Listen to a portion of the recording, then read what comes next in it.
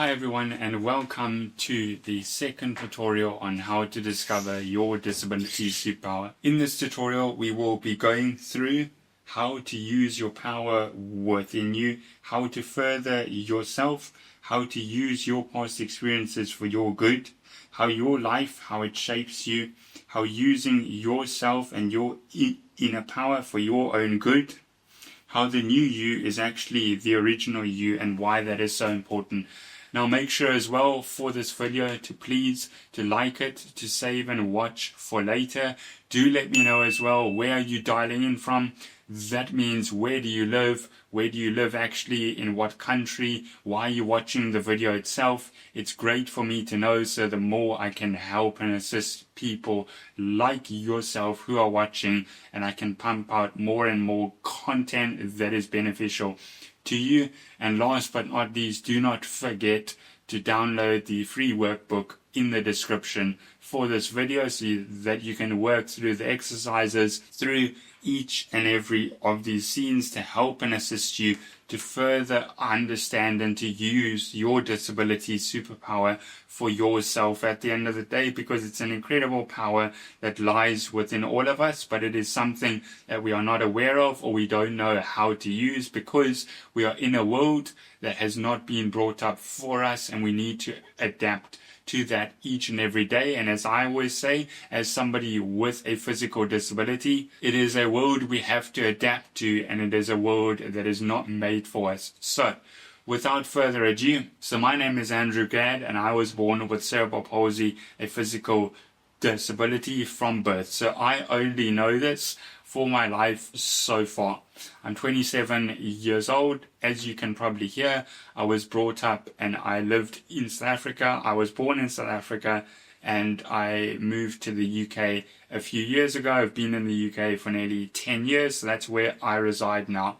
So that's who I am. I was born with cerebral palsy, so spastic diplegia, and that is what I know up until the present day. So I have had to navigate coming from South Africa to the UK, growing up in an environment that is completely different to here and that has different levels of support and outcomes for disabled people as well. However, what are the quick wins that we can nurture and we can knock off now before we get into the first scene of how to use the power within you and why that is so important? So, few quick wins to destabilize any myths we have out there or to demystify any myths. So, your disability, it is dynamic at the end of the day. And what I mean by that is, depending on your age and where you are in your life, your disability, it will change. There is obviously no cure for a disability such as cerebral palsy. However, we can deal with it as best as we can for our abilities. And why I say it's dynamic is, for instance, if you grow up in your teenage years and you struggle with sport or academia, that doesn't mean it's your trajectory for the rest of your life. It just means it's your life for that period in time. But as you grow and as you develop and as you gain more information and understanding about your disability itself, that is when things really come into their own. For instance, for me, I had to have an operation when I was 12 years old to lengthen my hamstrings and to learn to walk again. And what that taught me, besides for learning to walk again, is actually the inner strength I have within myself, not only physically, but mentally and emotionally as well. So there are certain things that define each and every era of your disability itself, and it's dynamic because it changes over time.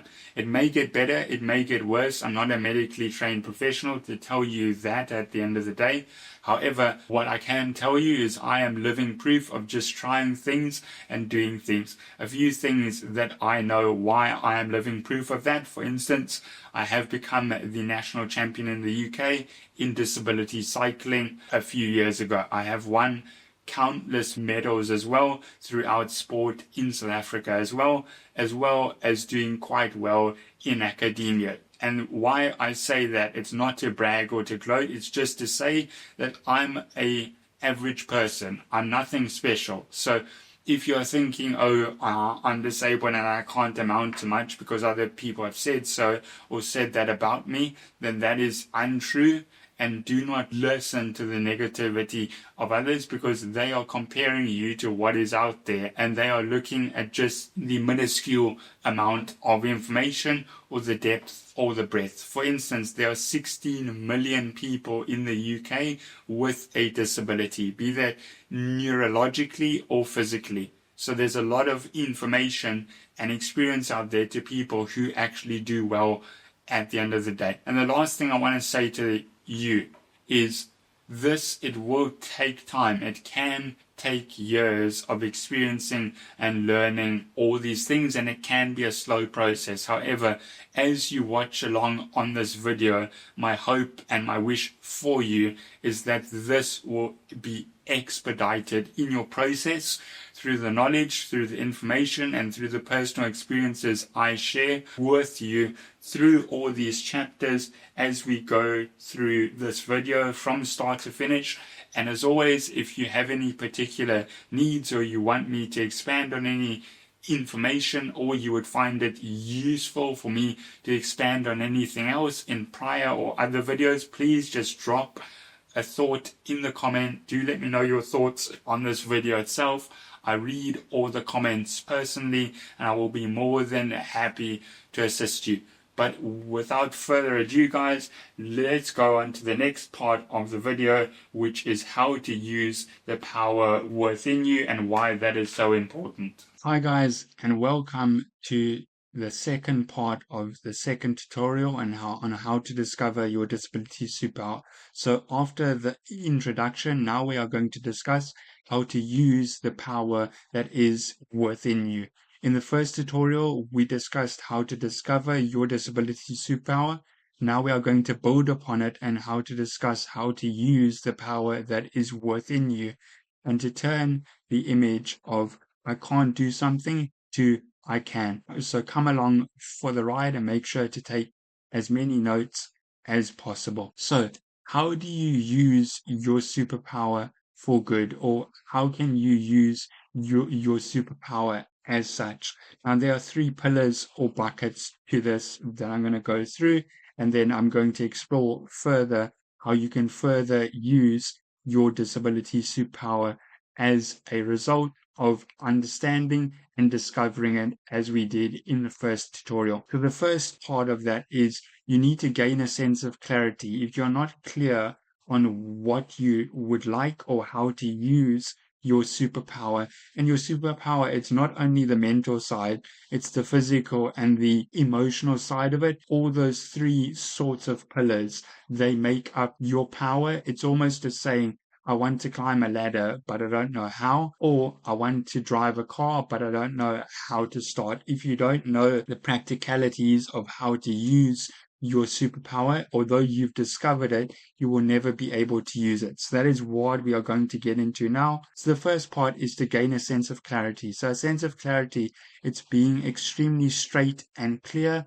on what your superpower is. So you discovered that in the first tutorial, and how to use it. How do you want to use the abilities and the gifts that have been given to you, even though it may not feel like it? So the first thing is to do a sense of reflective practicing. So do you journal? Do you do voice notes? Do you speak to other people? How do you speak about your disability and to reflect it as such? Because if you learn how to reflect upon your disability and your strengths, but also your weaknesses, you can therefore internalize it, and you can internalize all that power and direct it through having a sense of clarity. So that's important. And also, if you have a sense of frustration now, it's important to reflect upon your disability and why you're either frustrated or why you are in a sense of the happiness or a better mood as such. And it's important to journal that,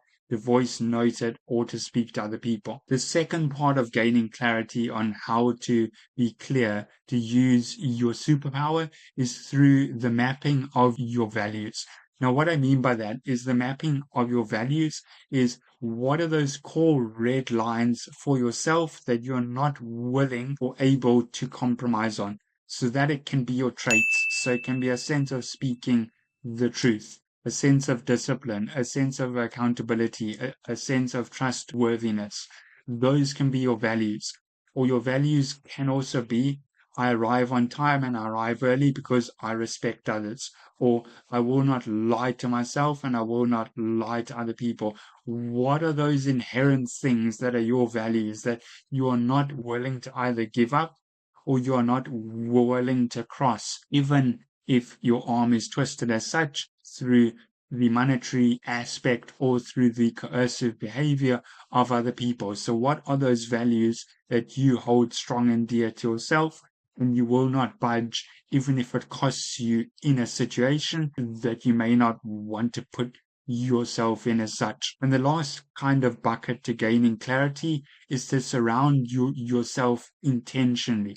And what I mean by that is who you surround yourself with, you become a byproduct of that environment and those people and their characteristics as well. So if you surround yourself unintentionally with negative people who blame their circumstances, who blame their own abilities, and who cannot see the good or the power within their own abilities, then you will unfortunately become a byproduct of that. So in order to gain clarity to really utilize your disability superpower, it's important to surround yourself intentionally with people who speak and live the truth about it. So not every day for them it has to be rosy or content or grand or glamorous, but they speak the truth about their disability and their intentionality as well. And moving on to that is how you can use your superpower is through having a sense of adversity, or if you encounter adversity, how can you overcome it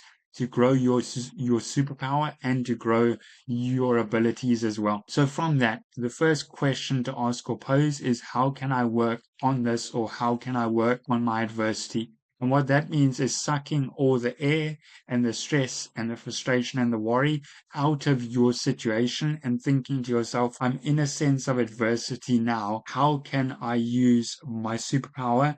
So my abilities that are either physical, they are mental, or they are emotional, and how can I use those to overcome my adversity I currently face? The next thing is, if you have adversity at this moment in time, how do you control the controllables of your adversity? So what that means is you cannot control anything and everything. You can only control the things that you have input into. So that, for instance, is, who do you surround yourself with in general and in times of stress and difficulty? How do you manage your own condition? What are your inputs to that? So it's not only your nutrition, it's your information, it's your friend group, it's your family. What are the controllables that you yourself can control as a result of that to help you to overcome your adversity and to build upon your superpower as a result of that? And the last thing is to practice a ritual of your resilience. So if you are going through adversity, it's really important, in order to use your superpower, to practice a ritual of grounding or other types of exercises. And what I mean by grounding is, if you feel yourself, you are frantic and you are all up in the air at this moment in time, it's important to calm your waters, to settle your boats, and therefore to ground yourself in a sense of clarity in order to overcome your adversity and to use your superpowers you have now discovered. Other types of exercises to that may be to speak to family and friends, to speak to a psychologist or a professional, or to write down all the trials and tribulations you are currently experiencing or you are occurring at this moment in time. And that itself will help to ground you and give you a sense of clarity to overcome your adversity, and more importantly, to lean into your adversity so that you can grow from it. The last thing is, how can you have an open mindset in order to use your superpower as a result of that? So the first thing is your mindset, is that fixed or is that an open one? So a fixed one means you are closed off and you don't want to learn anything new, or you don't want to learn anything of significance in terms of your information or your experiences in order to help and assist you to use your superpower. Conversely to that, if you have a mindset that is open, that itself will allow you use your superpower and all your strengths that you inherently know you have. So if a challenge or adversity it comes to you, instead of having a fixed or closed one and saying, I can't deal with anything, I want it to go away, and I crawl up in a ball, or I try to remove myself away from it, even though it will fester and it will get worse. It's important to have an open mindset. So when there is a challenge or there is adversity, it's important to say, okay, there is a challenge or adversity. How can I deal with it? How can I use my superpowers that I know I have discovered and I have developed in order to help and assist me as such? The next thing to have an open mindset is to practice a sense of curiosity. So that sense of curiosity is what gets you going. So what produces your brain on fire, or your neurons are thinking and firing and all these ideas are popping off? What is that in terms of your friend group, your information, your curiosity? What things stimulate you as such to peak off that sense of curiosity and to get your brain activity going, to open up your mind and your mindset as a result of that. So therefore, when challenges come about, you can use the full depth and breadth of your superpower as a result of that. Now, that is something you can speak to others about, like a psychologist or friends or family, or you can write and journal it down and to reflect on it as well in order to give you a sense of clarity and to make you grow. The next thing is, do you engage with diverse perspectives? Now, diverse perspectives, it can be from people or places or comments or information that help you question your own perspectives and your own beliefs, whether they are right or wrong, or whether they need to be changed in order for you to really to discover your superpower and how to use your powers as such. And it's more than fine to be questioned on something through diverse perspectives of other people who may have your condition or a different condition to you, that it helps you gain a sense of clarity and to refocus you and reset your mind to one of abundance and to openness, instead of one of scarcity, of closedness, and one that is fixed. Now, further things or methods to help and assist you how to have a sense of self-perception. Now, why that is important when you're using your disability superpowers is a sense of self-perception. It means, how do you think about yourself and your superpowers as well? Do you think you are useless? Do you think you can't do anything?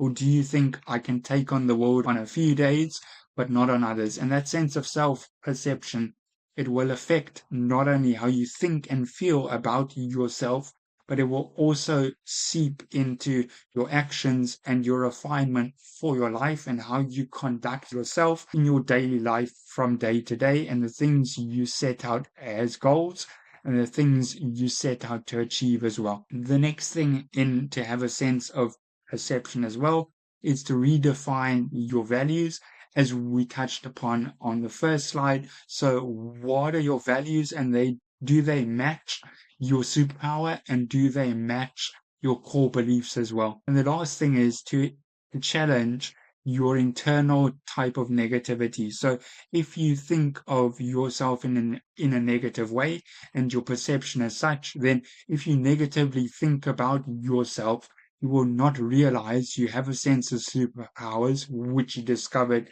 in the first tutorial, and you will not realize and discover how you can actually use those to not only to benefit yourself, but to benefit other people as well. Another facet to using your superpowers is to go after challenges. So how do you go after challenges to challenge yourself? And I know in today's day and age, people are scared to challenge themselves, but it is through challenge that you have a sense of adversity and you realize your power that is actually within you, that is being tested and that you need to use.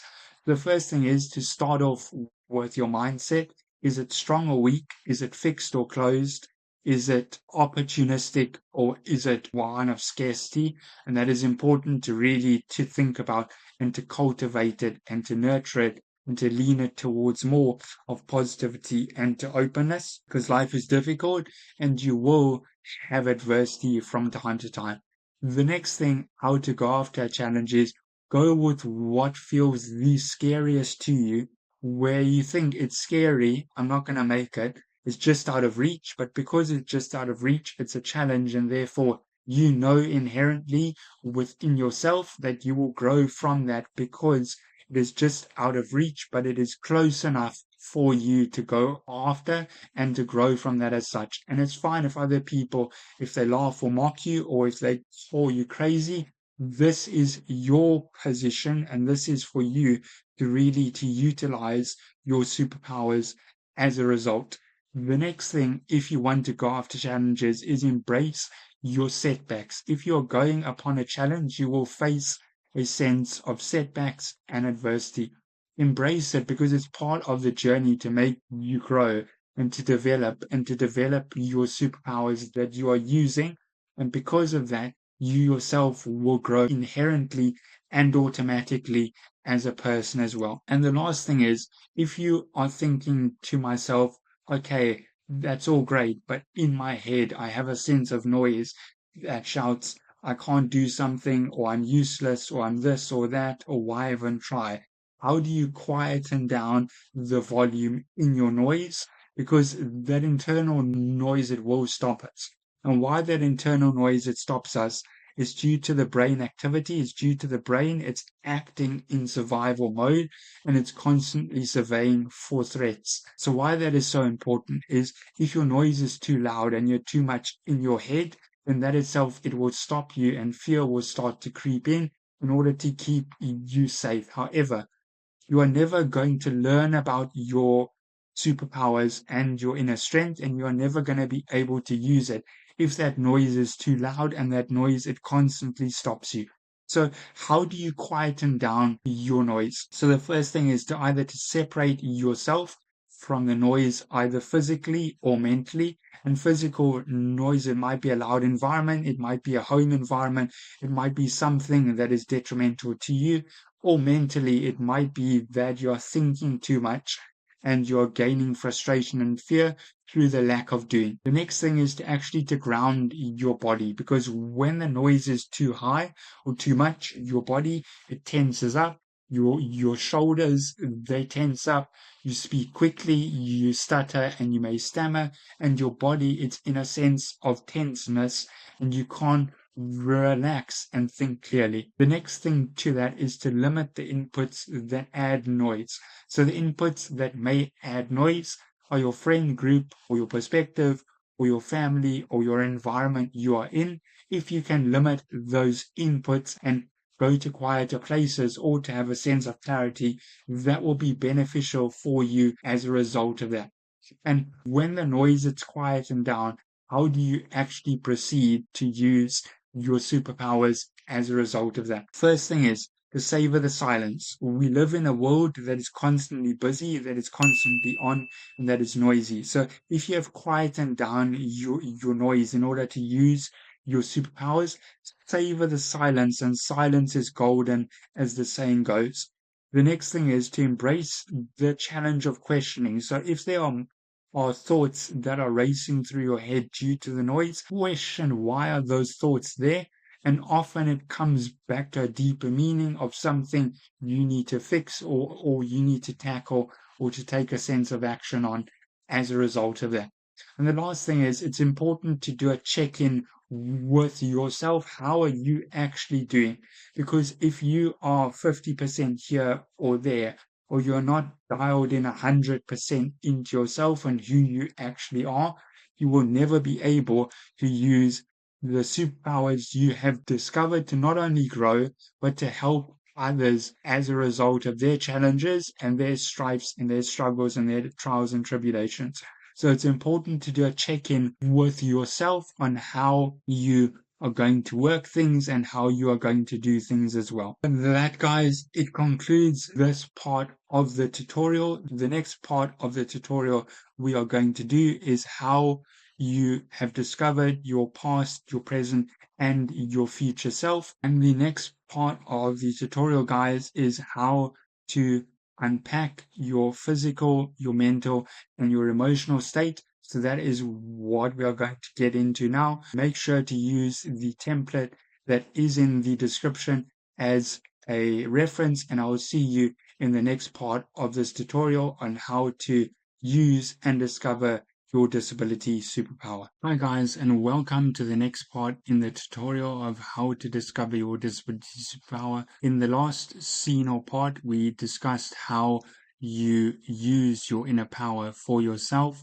and how to really use it to gain your clarity, to overcome a sense of challenge and adversity, to really use your power that is within you, and that power you discovered back in part 1 of this tutorial in the former and previous tutorial. But this part we are going to go through on how to further unpack your physical, your mental, and your emotional state. Now, we spoke about in tutorial 1 how to really unpack all those things. So if that is something you have not watched or seen before, I highly recommend you go back to tutorial 1 of how to discover your disability superpower and you watch that from start to finish, and this will make a lot more sense. So how do you unpack your disability superpower further in terms of your physical, your mental, and your emotional state? Now, there are actually a few things that you can do as a result of how to further unpack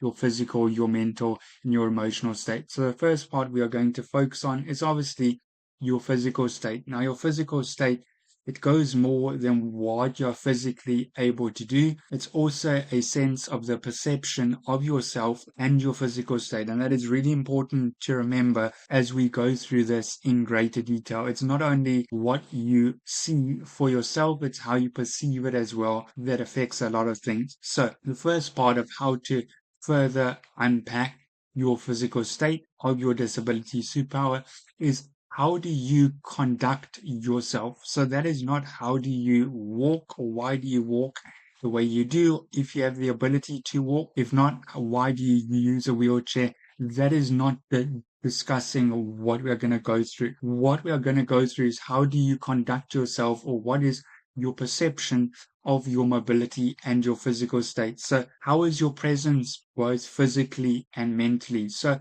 when you view yourself in a mirror, or when you ask other people about you and how you walk and your gait, again, if you can or you are able to, how does that formulate in a physical sense? So do you think I'm useless, or I waddle like a penguin, or I don't walk straight, so therefore why do I even walk at all? What is that physical presence that you think about yourself? And more mentally, how do you perceive yourself in your physical conduct? So you mentally think, oh, I'm able to walk now, but I'm always stressed I'm going to fall over, or I'm able to walk, but my muscles are stiff because I don't stretch, because I'm scared what other people will think of me. What is the physical and the mental presence of your physical state at this moment in time? Adversely, do you think I'm weak and I'm wasting away? And what is actually the point of all of this? I don't need to move anyway. I'm just going to sit where I am. I'm going to waste away. So what is your presence of yourself, both physically and mentally? The next part is, how do you move, and is it intentional? So what I mean by that, from a physical state, how do you move, is do you move where you have a greater kind of risk of falling over, or a greater risk of injuring yourself? Or do you move in a way that is cautious but intentional? Or is it cautious to too much of a degree where you're scared to take a risk on your physical state, either to jump or to wheelie down the road at a faster speed, or move at a greater pace because you are too cautious? So how do you move, and how is that intentional for your physical state? The last point is, how do you anchor yourself from a physical presence? So if you have the ability to walk, do you walk upright? If you can, you walk straight. Is your posture there? Do you have a sense of confidence if you have the ability to walk? The same as if you are in a wheelchair, do you have that sense of confidence when you push yourself? Or is it from a sense of timidness where you think, oh my gosh, I'm in a wheelchair, and because of that, my head, it should be down, my shoulders, they should be stooped? Or Are you confident? Is your head straight? How do you anchor yourself in your physical state of mind and in your physical presence? And that is really important to pay attention to as well. And the next thing is how to unpack yourself further in terms of your physical state. So, as I touched upon previously, start with your awareness and your presence. How aware are you of your physical state, both from a musculoskeletal point of view, so your muscle strength and your body strength of your body, and from a presence point of view. If you walk, how do you walk? How do you perceive yourself? If you are in a wheelchair, how do you perceive yourself in a wheelchair, and what is your presence? Does your presence shift the room or the environment, even though you may not physically be able to shift it? But your presence, because of your confidence and your physical state and your physical confidence within yourself, that it shifts it. It's important when unpacking your physical state further to acknowledge your history and your past. Now, I know this is something that is it's difficult to do, and it is difficult and challenging because it brings back all those raw emotions as such of our physical past, and maybe teasing or falling over or not feeling as much or as strong as we are now. But it's important to acknowledge your history and past and to think that was my past, but it is not going to define me for who I am now or my future state. And the last thing is to list your boundaries so that you know what your boundaries are. So are your boundaries, I struggle to walk a certain kind of distance or in a certain way, or my back, it gets sore if I'm in a wheelchair and I'm pushing, my arms, they get sore, and my boundaries are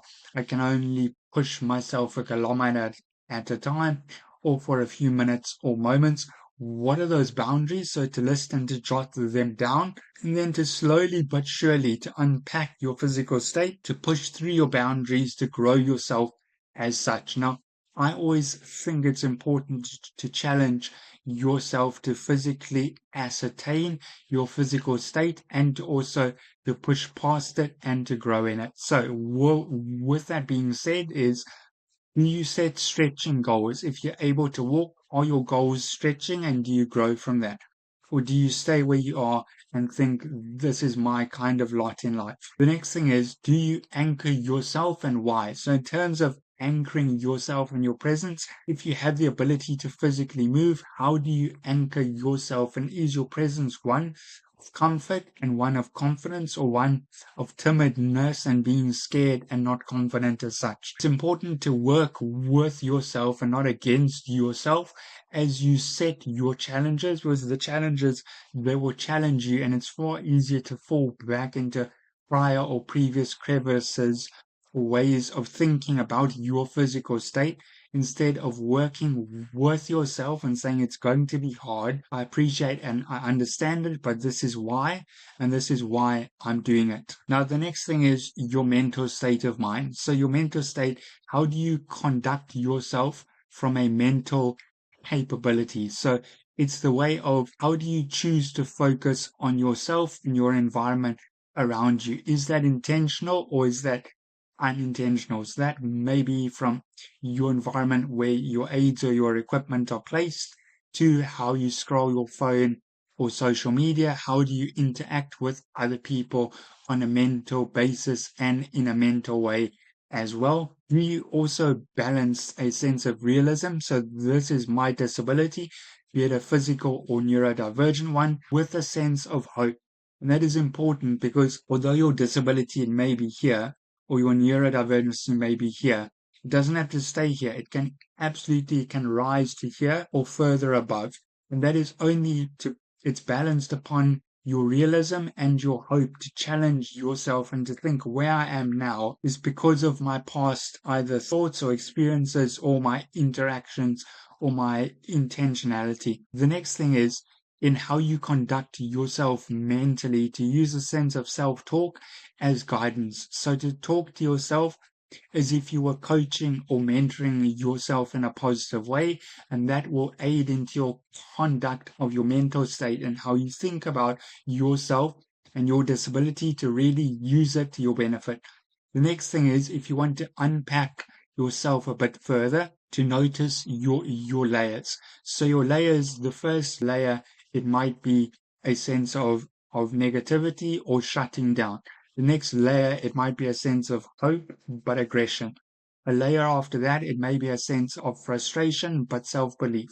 And a layer under that, it may be a sense of self-belief, and I know I can do it. So it's important to notice your layers, and with that, to identify your core beliefs for your mental state and your mind, because it's your mind that ultimately drives your physical and your emotional state as well. The next thing is to explore your values and your desires. So your values are what you value, or your core beliefs as such. So the red lines you will not budge on, even if you are challenged or forced to.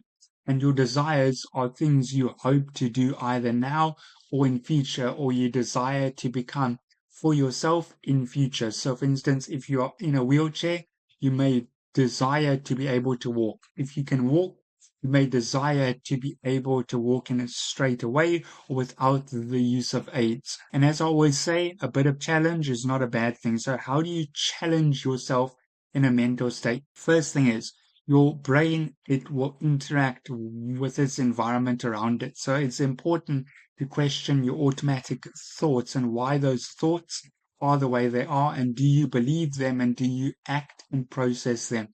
The next thing is to expose yourself to new perspectives. Actively seek out people to challenge your mental state, that will challenge your disability and your mental state in a positive way, but they will challenge you to force you to look at your perspectives and to challenge and question those, either to reaffirm them or to challenge and change them, as they may be wrong for who you want to become. And the last thing to challenge yourself from a mental state is a cognitive workout. So that is a sense of calming down and perceiving yourself and writing down your thoughts, your fears, and your future, or a cognitive workout in terms of, okay, I have a physical impairment or a neurodivergent impairment, and from a mental state, how can I use that to either my advantage, or what skill set do I have to counter that and to balance it as well. The last part is your emotional state, how to unpack that a bit further. So how do you conduct yourself from an emotional stance and standpoint? So it's important how you conduct yourself. Your emotions drive your actions as well. It's important to acknowledge your emotions, so your frustration or your sadness or your anger. Don't deny it. Allow it to play out and allow it to ride through it, because often denying it, it's worse than acknowledging it and feeling it, because it's a suppression and it will come back at you in other ways that are not beneficial for you. The next thing is to name what you're feeling and why. So if you are sad, why are you sad? If you are angry, why are you angry? If you are exuberant or you are excited, why?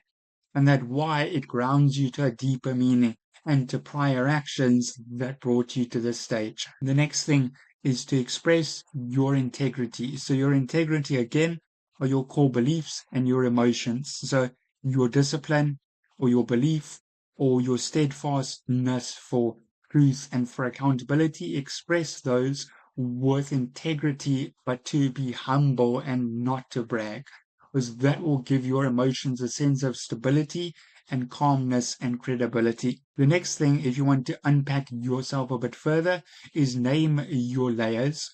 Ask what is beneath your layers and why, and trace your story. And the reason those three are all intertwined is when you trace your story to who you were and how you have grown up, that it leaves patterns for your layers, your interests, your core beliefs, and why you conduct yourself in that way of an emotional state. For instance, you may be very frustrated or aggressive now, and that comes back to your story of how you grew up and how you were treated as well from birth until now. It doesn't have to define you. It shaped you until this current standpoint, but it does not have to define you in your future. And as always, if you want to challenge yourself with all your emotions instead of the suppression of them, sit with your emotions and your discomfort. And the reason I say that is it's uncomfortable to sit with your aggression or your frustration or your sense of you're helpless or you feel that sense or that emotion. It's uncomfortable and it's discomforting, but it's important because it will help you to dwell on it, to think about it, to realize it, to accept it, to question it, and then to move on and to grow from it. The next thing is express emotional flexibility. So if you're feeling frustrated, don't just name it and box it away. Be flexible. You may be happy and excited the one moment or the one day, and the next day you may be frustrated or angry or anxious. Be flexible with your emotions, especially if you are challenging them, because the status quo will be to come back to emotions where you feel safe and a sense of security and control. And those emotions may conversely be from a sense of frustration or anger instead of from a sense of happiness or control or flexibility or being grounded and grateful in your gratitude. And the last thing is to turn your emotions into actionable actions or steps. And the reason I say that is, for instance, if you're feeling angry, go do something to calm your anger. So something that gets your anger out. So it may be a voice note, it may be public speaking, it may be lifting weights, going for a walk, it may be journaling. Action the actionables. The same thing as if you are frustrated, if you are sad, if you are depressed, if you are down, if you are jubilant. Turn those emotions into actionable steps so you can feel it, you can ground it. It doesn't get the better of you, you get the better of it.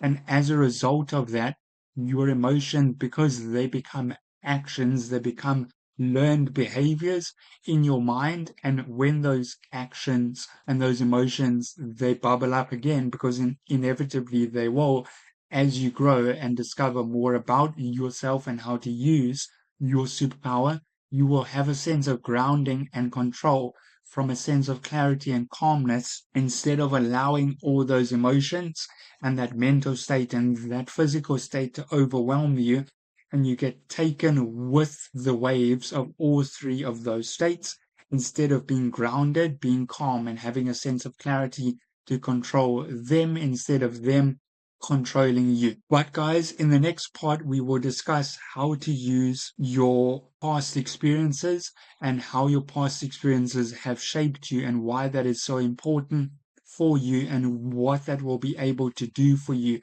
as a result of that. And as always, there are exercises on the majority of these scenes and parts of this tutorial. So make sure to go through those exercises, to download the template as you're watching this tutorial and this video, and to action those exercises as well, because it will help you to retain all this information, and it will help you as well to have a sense of clarity and to really embed all this information for the betterment of yourself at the end of the day, to help you grow and to help you realize and prosper and to recognize your potential. But you join me in the next part of this tutorial on how to discover and use your disability superpower. Hi guys, and welcome to the next part of this tutorial on how to unpack and unlock your disability superpower. So what we discussed in the last scene or part was we discussed how your past, present and future self, how they shape you and how that is beneficial for you as a result of that. And what we will be discussing in the next part is how all of those, how they are beneficial for you in the next scene and part, and how they shape you. So how they shape you and how they are beneficial for you.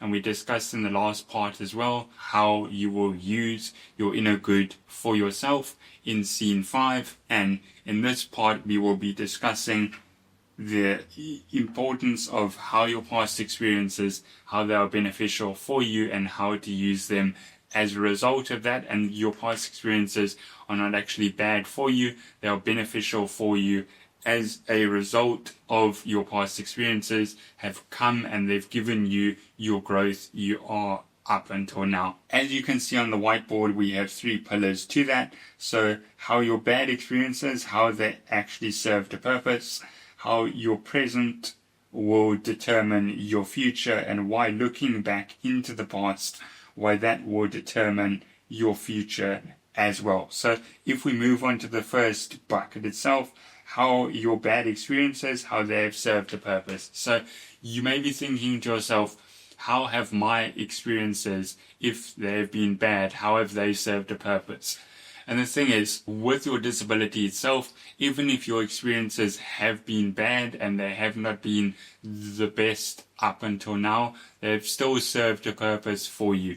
And the reason being is they have not only brought you to who you are today, but they have shaped you into who you are through your core beliefs, through your morals, and through your values and your principles as well. And why that is so important is those things, your core values, your beliefs, and your desires and your principles, those things can shape you for who you are now and into the future as well. So those building blocks have given you your foundation to where you can launch from now.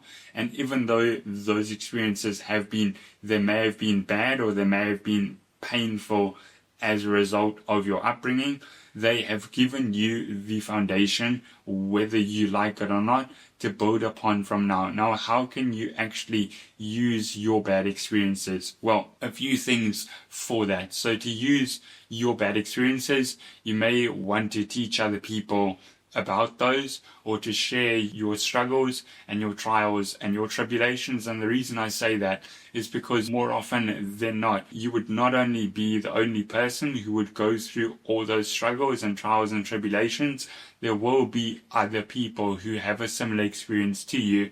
And through sharing those experiences, it helps you to come to terms with all of those, and it assists you as well in order to be able to not only to clarify your experiences, but in order to also to share them. It helps you to really internalize them and to accept them and to move on from those experiences as well. So although your experiences, they may have been bad, they necessarily have not been to the detriment of you, depending on how you look at it and how you flip it. Your bad experiences have shaped you up until this point in time, but there has been a reason for them, even though you may not have seen them as a result of maybe lulling on them or maybe taking them too much to heart. The next thing, if we move on how to use your past experiences for your benefit, is how your present will determine your future. Now, what I mean by that, so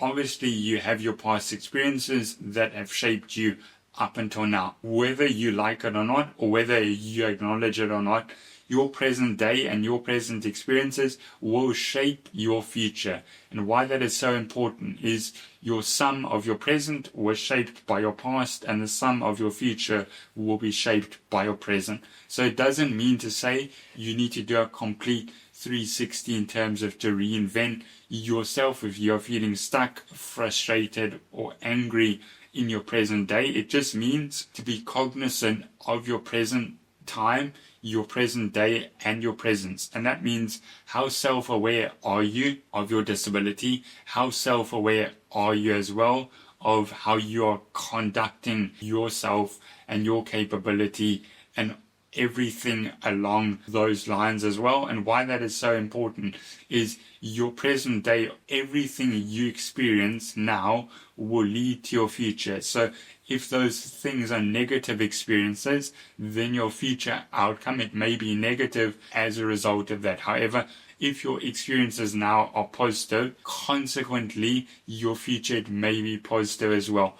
And it's important that I want to stress that what you do in the present, it not only shapes you for your future, but it shapes your morals, your outcomes, and your beliefs as well. And why I say that is, even those things we may think are statute and stuck in time and stay, they are dynamic and they change over time with our experiences and the actions we give. So therefore, if you do not like your beliefs or your values or your core beliefs or your value systems or your desires, it's up to you to change them through the actions you take upon now and you inhibit upon now upon yourself. And that is up to you to obviously do, but all I can do is to guide you through that and to guide you through your own experiences as such and as a result of that as well.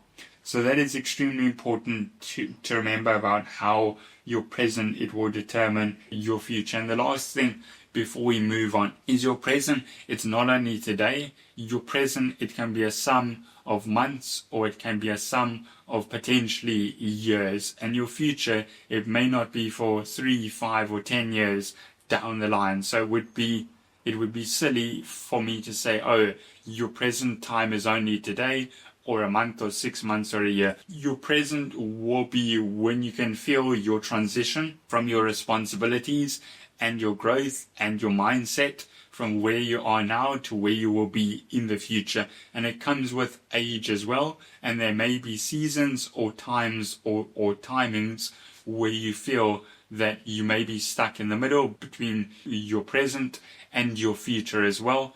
And all I would say to that is just to ride through that uncertainty and that pain itself. And why that is so important is your present and your future will often merge in a time period until your future becomes your present day, if that makes sense. So that's what I would say to that. For the second bucket is how your present, how that will determine your future itself. And to come to the last bucket, why looking back into the past will determine your future. So there are a few things to that. So your past is obviously your past and it cannot be changed. Your present, it can be changed and mangled to influence your future, and your future you will obviously live out as such. However, why would your past determine your future? And the reason being is your past, it often leads and leaves clues to your future. And why I say that, your past, you may have acted in a certain way. You may have had certain beliefs or desires. You may have had certain experiences that have shaped your future. And it is up to you. Do you want to change those beliefs and those desires that you had in your past and those experiences to shape your future if they were bad? Or do you want to keep them as the status quo? So when you get to your future, then your future, as a result of that, it will not be changed. That again is up to you, and it's up to you now to reflect upon your past if it's something you do not want to take into the present as you are living, and you don't want to take into the future as well as a result of that.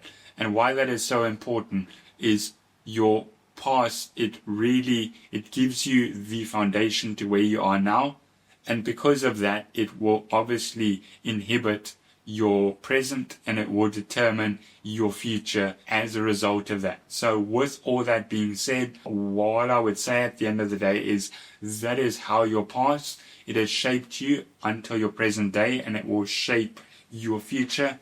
And to draw back to everything, so we've covered how your bad experiences, how they serve you now, how your present, how that will determine your future, and why looking back into the past will also determine your future and your desires. And that is really important to think about, to determine, and for you to have a sense of clarity and a sense of self-awareness for yourself. Where are you now? Why do you want to be there? How is that affecting you, and how will that affect you in future? And this will be expanded upon now in the next scene of how to use your inner good for your own self. So make sure to stick around for that, and make sure to fill out the exercises in the guidebook if you have not downloaded them already. And those are super beneficial for you, not only now in this video, but as you go on through your journey and discovering not only your superpower, but how to use that for your benefit, and for your benefit not only for yourself now, but for your loved ones and for your extended circle in future. Hi guys, and welcome to the next part of this tutorial on how to discover your disability superpower part 2. So in this part we will be discussing how to use your inner power for your own good. So what we discussed previously is how to use your past experiences for your own good, and what we will be discussing in the next part of this tutorial is how your past, present and future, how they have shaped you to be. But this now is on how to use your inner good for yourself. So what I mean by that, how to use your inner good for yourself, inherently we all have a sense of inner good within ourselves. So with that being said, how do you actually use it? So what is your inner good? So your inner good itself, it's made up of your core beliefs, of your value system, and of your characteristics as well. Now, your core beliefs are those things that you will not budge on regardless of what comes in your way in terms of circumstances or pressure or anything else. So what that means about your core beliefs is that your ability to never give up? Is that your discipline?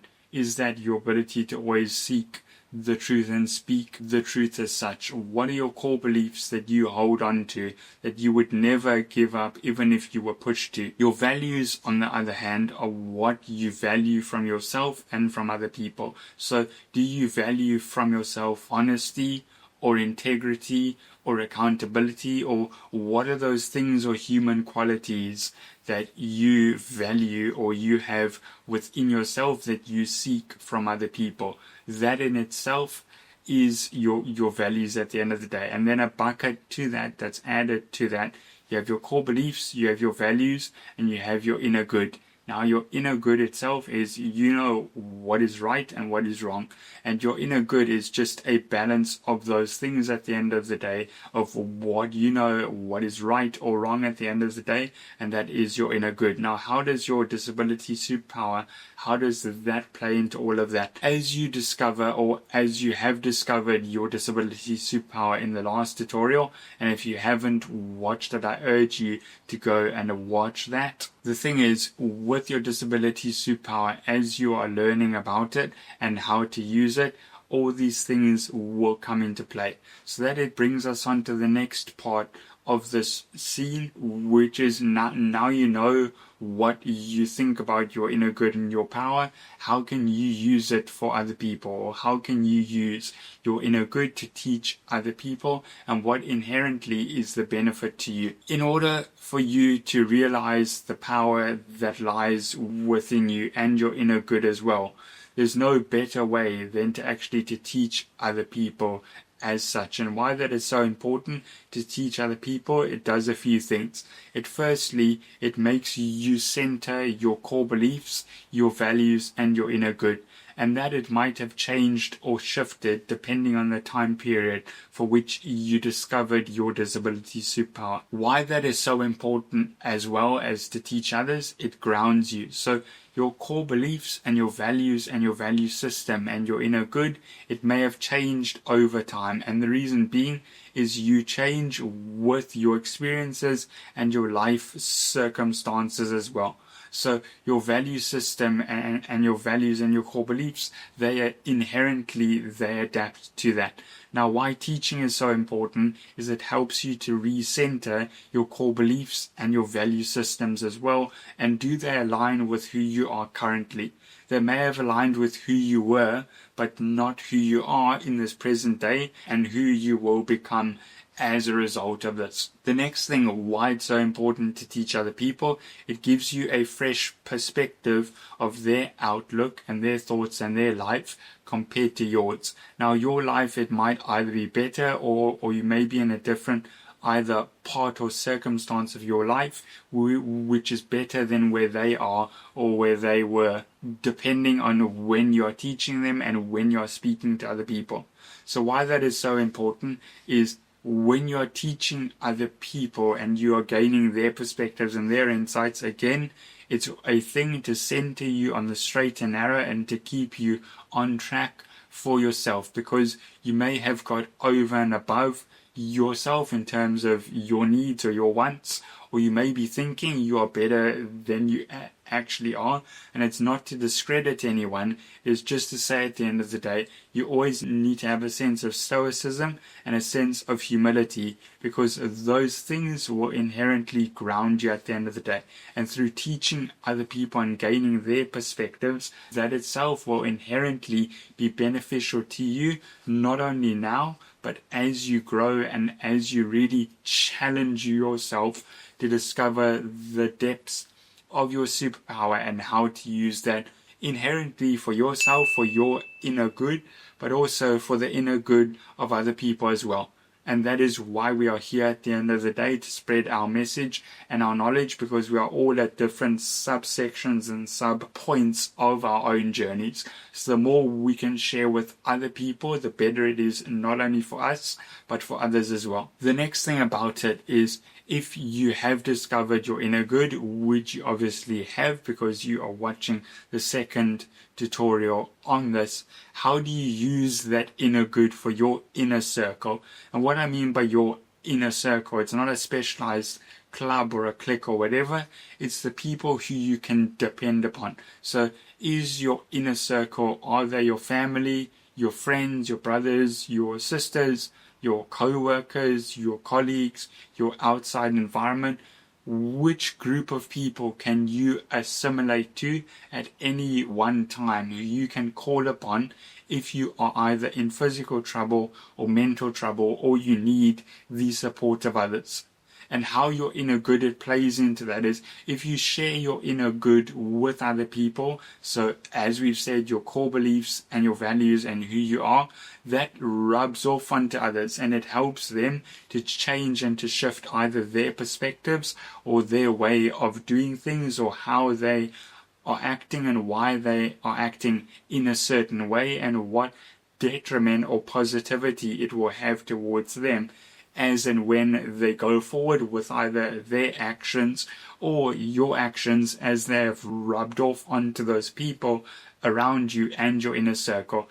And that environment will just make it a pleasant environment for growth, to challenge you, and inherently be beneficial for you at the end of the day, to further discover your disability superpower, to use your superpower to your benefit and to your advantage, and therefore as a positive, a consequence of that, to help and assist those people who are nearest and dearest to you at the end of the day. So guys, make sure to stick around, because in the next part we will be discussing how your past, present and future, how they have shaped you, and how you can use all those experiences to your benefit. But as always, do let me know your thoughts in the comments for this part of this video, and make sure to stick around. Hi guys, and in this part of the tutorial we are going to discuss how your past, present and future you, how they shape you. Now, we discussed in the first tutorial, so tutorial 1 of how to discover your disability superpower, how your past, present and future self, how to discover those and unpack those. Now in part 2 of how to discover your disability superpower, it's how your past, present and future self, how they shape you. And this follows on and segues on nicely from the last scene of how to use your inner power for good. And in the next scene we will discuss how the new you is actually the original you. So how to firstly accept your 3 phases of yourself. Obviously your past self, your present and your future, they are made up of 3 different wavelengths of yourself, how you have grown up, how you are in this moment in time, and your future self, your beliefs and your beliefs that shape you now and past and in the past hence as well. And why that is so important is all 3 of those markers or beakers, they all have an impact on your life, but they also shape your life in a profound way from your experiences you have had up until now and what you dream about in future as well. So the first thing is, with your past, it's important to acknowledge it without erasing it. And what I mean by that is, often we like to erase our past in the fact, especially if we have had a disability or we have a condition that is neurodivergent, it's easier to erase the past, or to not to think about it, or to try to bury it under memories or under negativity, in order to not to think about it how we were. In the past, we may have been physically weak or mentally weak or emotionally vulnerable, or we may have been teased as such, or things have occurred to us that have shaped us as we are now, but we don't want to acknowledge it, and it's easier to erase that. In the short term, that may be useful. However, in the long term, if you keep on erasing your past, you will forget what has brought you to the present day. So it's important to acknowledge your past, to say it is what it is. I cannot change it. I may be physically frustrated or bitter about it, but there's no physical possible way I can go back and change it unless I go back in a time machine. But often, as we found with movies as well, if you go back and change things, it alternates and affects your present moment. So with that being said, it's important to acknowledge your past and the good things as well you've learned, and they may not have felt like good things in the past in terms of your trials, your tribulations, or your challenges, but they have shaped you into who you are in the present day. Now your present, it's to meet you yourself where you are now, and that means to actually be present and to stay grounded and to not think of the future. I know this from experience. It's far easier to think of the future and to not stay grounded in the present, because staying grounded in the present, it's scary because you're at a crossroads of your past and your future and you're in the present. And it's difficult to stay grounded in the present if your mind is going and racing towards the future itself. However, if you're not grounded in the present, today and whenever you're watching this will not come again in your life. And it's important to stay grounded in the present, to meet yourself where you are and to think, I'm going to enjoy the present because it will lead to the future, just as the past that led to your present, even though you did not know it. So it's important to stay grounded, to meet yourself where you are, and to have a sense of presenteeism about you. And next, about your future, how to accept it. I appreciate the future is scary, it's unknown, it's uncertain. However, it's important when you're thinking about your future to release your control. Now, what I mean by that, when you release your control, it means you can only control your controllables and not the controllables of the government or your local council or your colleagues or your friends or even your family. You can only control yourself and your inputs, which lead to your outputs. So therefore, if you're thinking about the future and trying to plan for it, the easiest and most important thing is to think, I'm going to build upon myself presently as I am now, and to release my control and to control my controllables in the future. So when I get to the future, I will not only be calmer, I will be more present, and I will be happier and more grateful and have a sense of gratitude because I'm in control of my own self. With that as well, how your past, present, and future self, how they shape you.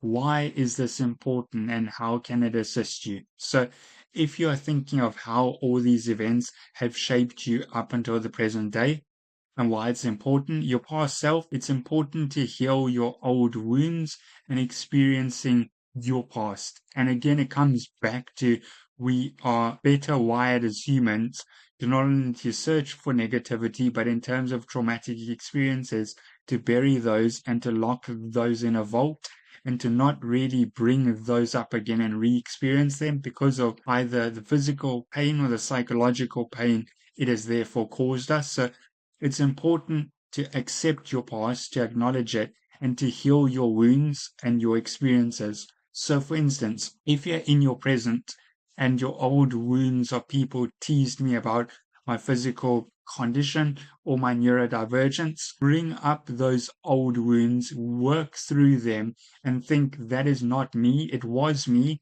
I've changed, and all those thoughts I have of myself previously, I'm not going to allow those to get into my head and allow me to think the way I was thinking. That is healing your old wounds, it's putting them to bed and it's moving on, and it's also experiencing the past and saying it's not going to define me for my present or for my future. And why that is so important is it comes with a sense of accountability and your responsibility and a sense of just being a grown-up and being mature about it at the end of the day. And why it's important in this present day to find peace here and now is because the present day, it comes and goes. Your present day will be here tomorrow, and if you're tomorrow, then your present now will be in the past, and the day after tomorrow will be in the future. So because we only have now, it's important to find peace in the here and the now and in the present, and just to enjoy it, even though you might be thinking towards the future, because it's either easier or less painful compared to where you are now. So it's important to find peace and your happiness in the present. Will it be easy? No. Will it be difficult? Absolutely. Will it be uncomfortable?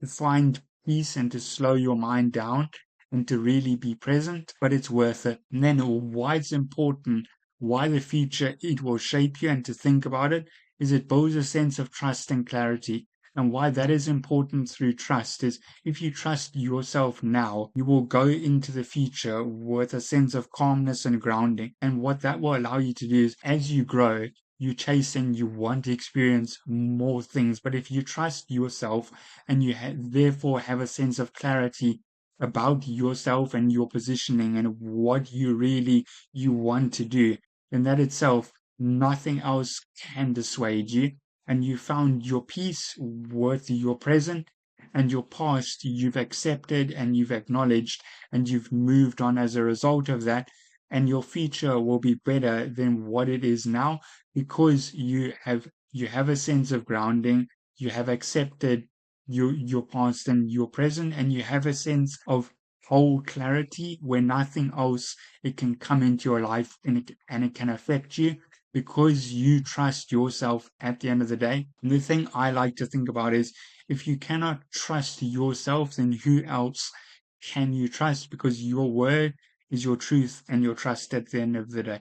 So that is why that is important. The last thing I want to touch upon is how your past, present, and future self, how they shape you.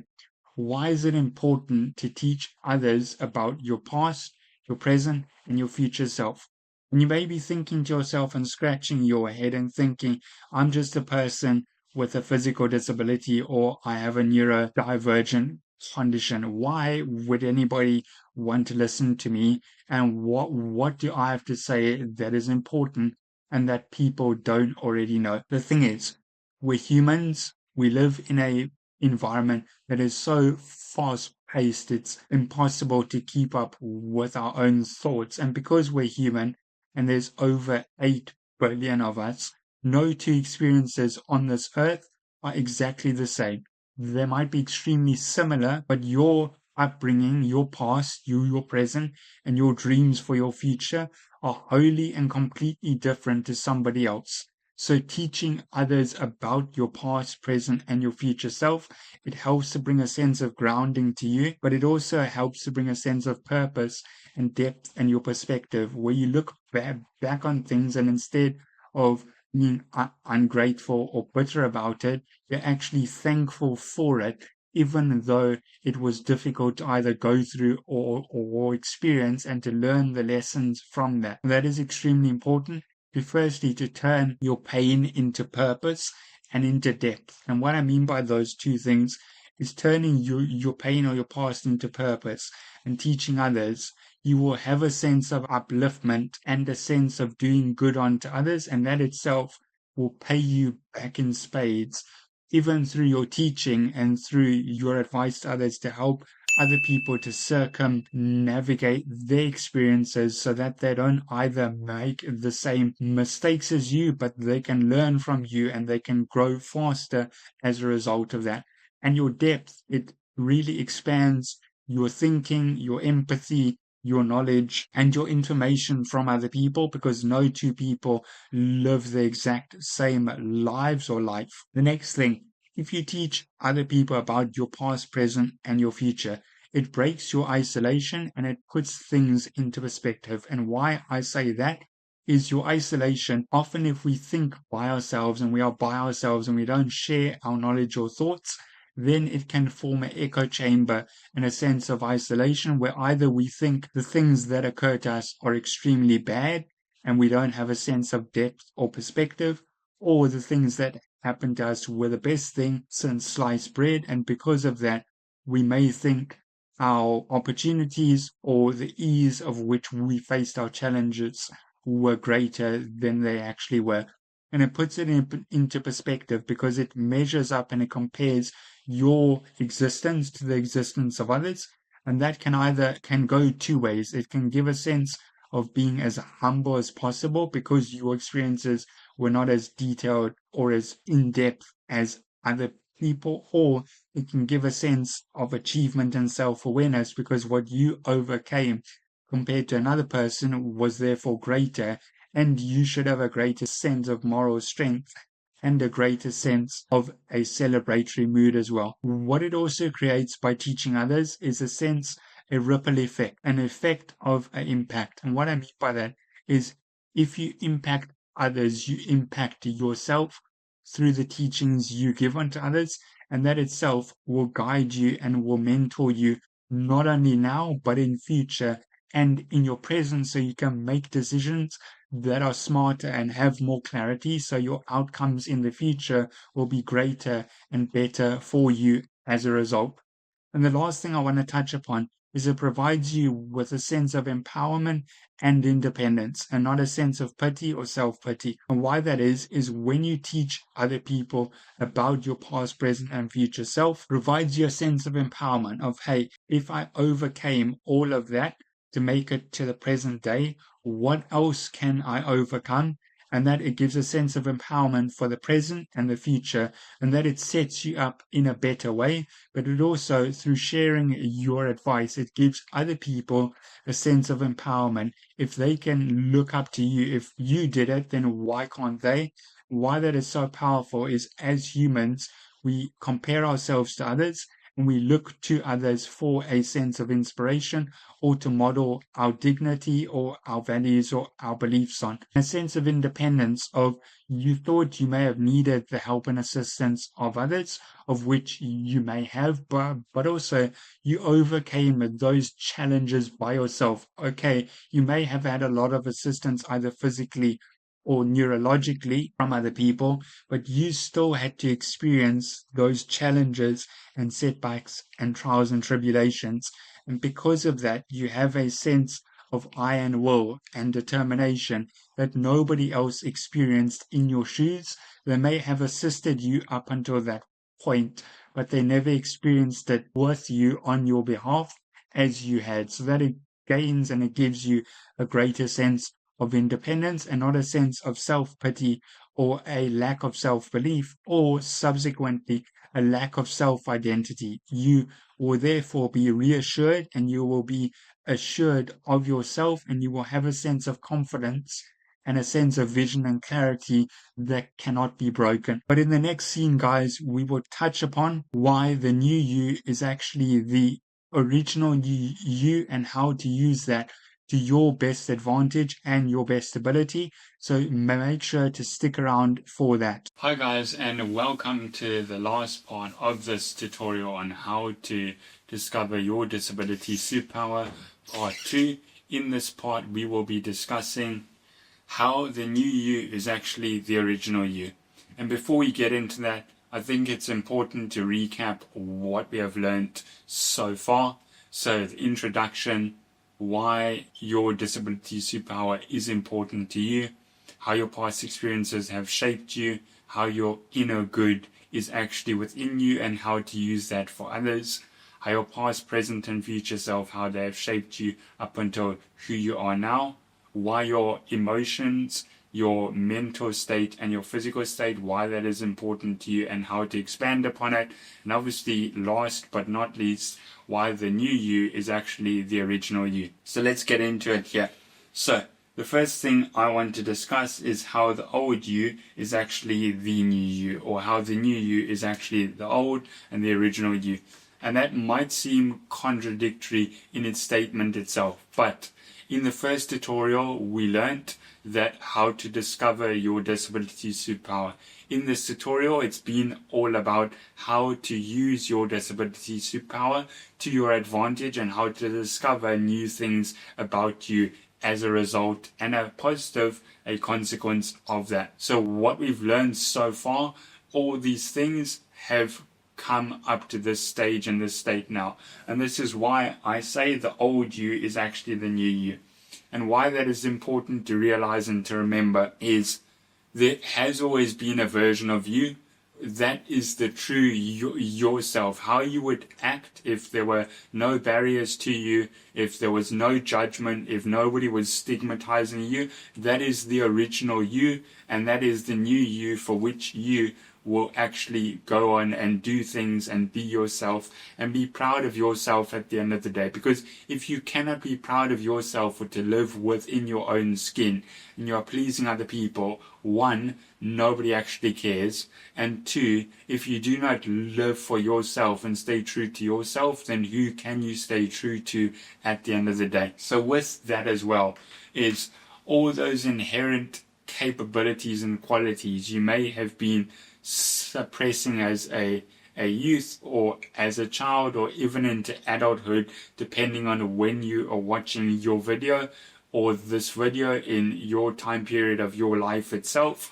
That are you living for yourself? Are you living for your original self? And if so, then why and how? And it would be great if you could share that and drop your thoughts in the comments below this video. And if not, then why? What is holding you back from yourself at the end of the day? And why I ask that is, if you're not living for yourself, then who are you actually living for? And it's okay to be the original you, because that authenticity and that transparency, it not only sets you apart from other people, but it sets you apart from who you have been acting as or who you have been playing as a character in your life at the end of the day.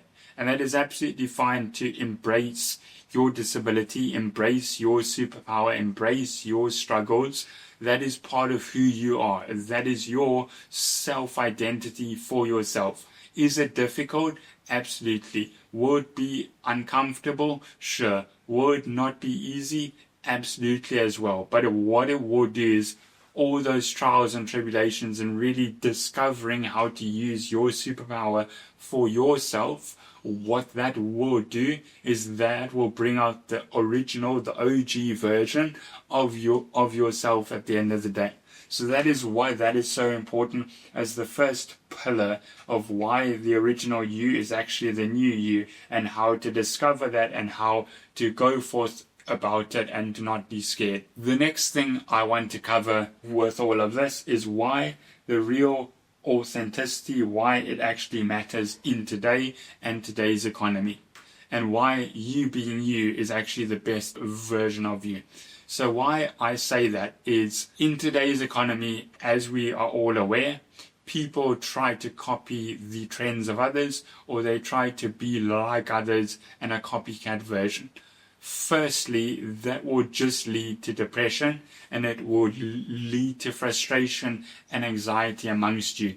And the reason I say that is, if you know you're being somebody else just to garner the attention or the likes of other people, then that itself, if you're not being authentic to yourself and who you are and why you act in a certain way, then that will lead to problems of anxiety, of depression, and a lot of frustration, because your subconscious, which rules up to 90% of your body at the end of the day, that will know if you're being true and transparent and authentic to yourself. And why that matters, especially in today's economy with the rise of robotics and the constant growth of the internet, is people will gravitate towards you, if you believe it or not. They will gravitate towards you, your ideals, your beliefs, and your desires. So do not feel that you need to be somebody else in order to be liked by others or to be appreciated by others. If you do, then that says more about them than it actually says about you. And why that is important is, you need to live with yourself 24 hours a day in your own skin. People can live beside you, friends, family, your girlfriend, your boyfriend, your husband, your wife, or whatever. They cannot be in your own skin and physically be present in your being. So if you're not being authentic to yourself at the end of the day, then firstly, who are you being authentic to? And secondly, why are you not being authentic to yourself at the end of the day? Because if you need to live within your own skin and your own boundaries, then it's important to be authentic to yourself. It will also help you to come to terms with and to process and to question how you grew up in the way you did and why you grew up in the way you did? And also, with that in mind, were you being the true version of yourself when you were growing up, or were you seeking the approval of other people and the awareness of other people and the appreciation of other people because you yourself did not know how to cope or to realize your disability and your superpowers as a result of that? And that is really important to think about and to question as well, and to constantly grow, and a question to come back to. Were you living your past self and your present self for who you actually are? The last bucket I want to get onto is why testing your resolve is important and why it matters to you. So why does it actually matter to you, and why does testing your resolve, why is it so important, and why throughout this whole tutorial have I said or stated that a challenge is extremely important to you? So why testing your resolve is important. So if you have come to the conclusion that you are living for yourself and who you want to be at the end of the day, you need to test it and challenge yourself, because you may be saying things, but spoken word is only one part.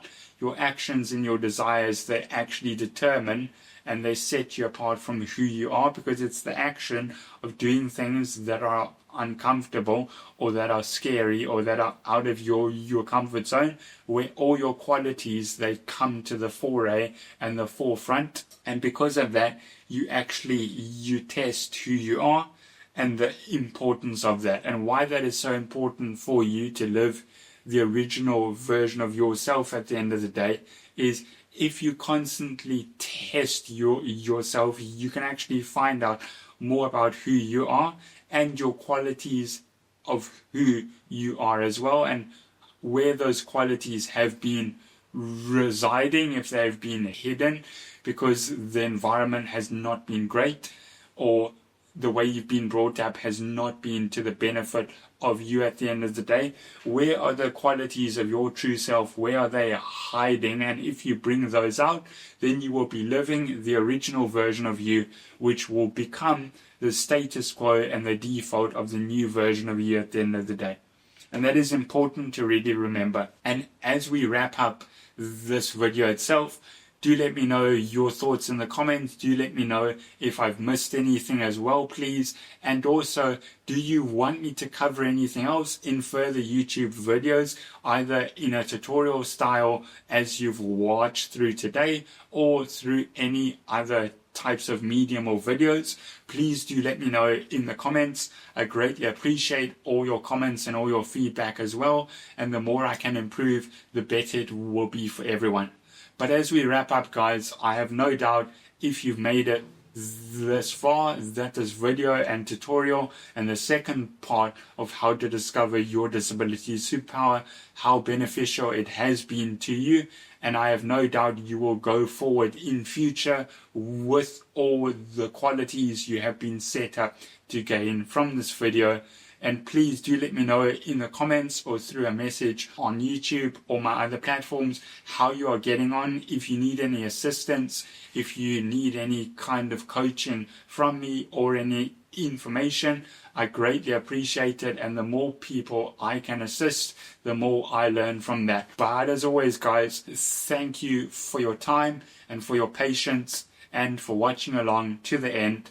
Have a great day further, a great week further, and a great year further, depending on when you are watching this video. Stay safe, stay well, and I will see you in another video. Cheers, guys, and thanks as always. Bye.